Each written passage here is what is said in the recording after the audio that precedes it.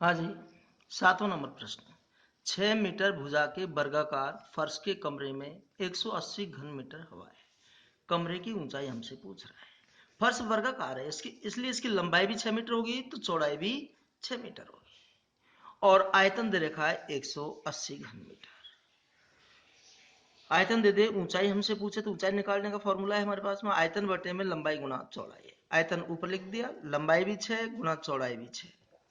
6 का भाग हमने 180 में दिया, 30 बार गया, फिर 30 में हमने 6 का भाग दिया, 5 बार गया। इस तरह से 5 मीटर हमारा आंसर आया। अब 8वां नंबर का प्रश्न। 44 मीटर लंबी, 1.5 मीटर ऊंची और 35 सेमी चौड़ी दीवार बनाने में 22 semi into 10 semi into 7 semi माप की कितनी ईंटों की आवश्यकता होगी? हाँ जी, हमने दीवार की नाप लिख ली, लंबाई लिख ली, चौड़ाई लिख ली और मोटाई लिख ली। इसी प्रकार से ईंट की नाप लिख ली। अब ईंटों की संख्या पूछ रहा है, तो ये सब नाप या तो सेमी में होनी चाहिए या मीटर में होनी चाहिए। अब इसमें सेमी की संख्या ज्यादा दे रखी है, इसलिए ये 2 मीटर है, इनको सेंटीमीटर बना लेंगे। 1 मीटर में 100 सेंटीमीटर होते हैं। 44 गुना 100 किया तो 44 आ गया। 1.5 को 100 से गुणा किया 1500। एक के बाद में पॉइंट लगाया, 150 में है। अब ईंटों की संख्या निकालने का हमारा सूत्र है दीवार का आयतन बटे में एक ईंट का आयतन। दीवार और ईंट दोनों घनाभाकार है, इसलिए आयतन क्या होगा? लंबाई गुना चौड़ाई गुना ऊंचाई।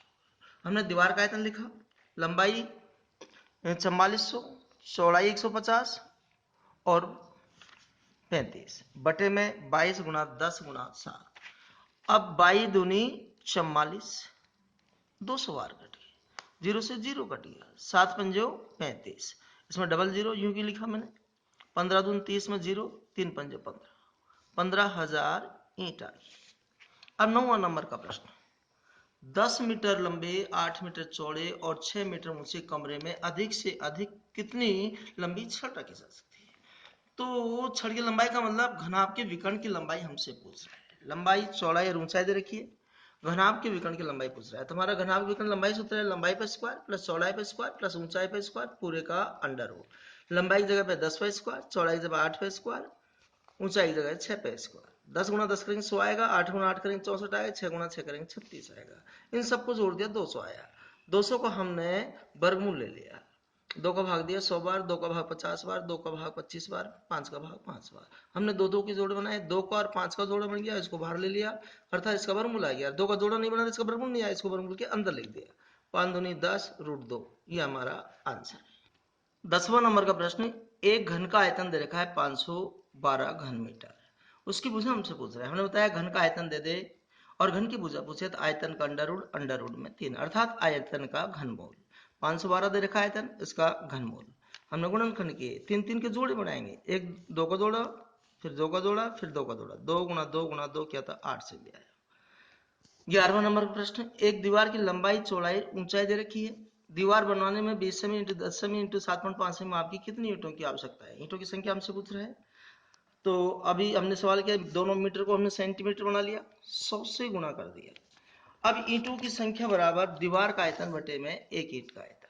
आयतन बराबर होता है लंबाई गुणा चौड़ाई गुणा ऊंचाई। ईंटों की संख्या, लंबाई लिख दी गुणा चौड़ाई गुणा ऊंचाई बटे में ईंट की नाप 20 गुना 10 गुना 7.5।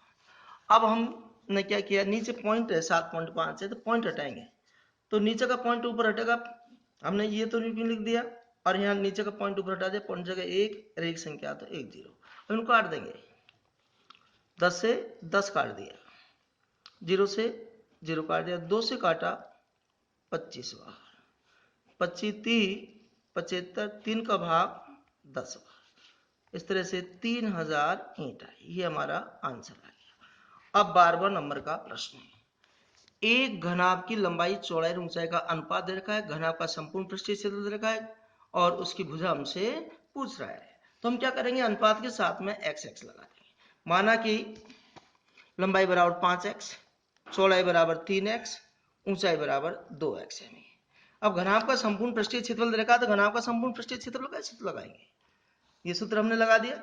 अब इसमें हम जमा देंगे, 2 लिख दिया, गुणा लिख दिया, लंबाई की जगह लंबाई लिख दिया, गुणा चौड़ाई की जगह हमने चौड़ाई लिख दिया, प्लस चौड़ाई की जगह चौड़ाई, गुणा ऊंचाई की जगह ऊंचाई, प्लस लंबाई की जगह लंबाई, गुणा ऊंचाई की जगह ऊंचाई, बराबर क्षेत्रफल हमको किताब में दे रखा है 500 58, 2 गुणा 5 15, x गुणा x क्या आता है x square, plus 3 Doon 6, x गुणा x क्या आता है x square, plus 5 Doon 10, x गुणा x क्या आता है एक्स स्क्वायर, 2 गुणा 15 6 21 10 31 एक्स स्क्वायर है, 31 दून 62 एक्स स्क्वायर, 62 इसके बटे में चल जाएगा, 62 का इसमें भाग देंगे 9 बार जाएगा, स्क्वायर हटाएंगे तो अंडर रूट लगा देंगे, 9 का वर्गमूल 3 आ गया। अब लंबाई चौड़ाई और ऊंचाई पूछ रहा है, तो 5 गुणा x की जगह 3 लिख देंगे, चौड़ाई 5 15 हो गया, चौड़ाई 3 गुणा 3 9 सेमी आएगा, 2 गुणा 3 6 सेमी, इस तरह से हमारा ये आंसर आ गया।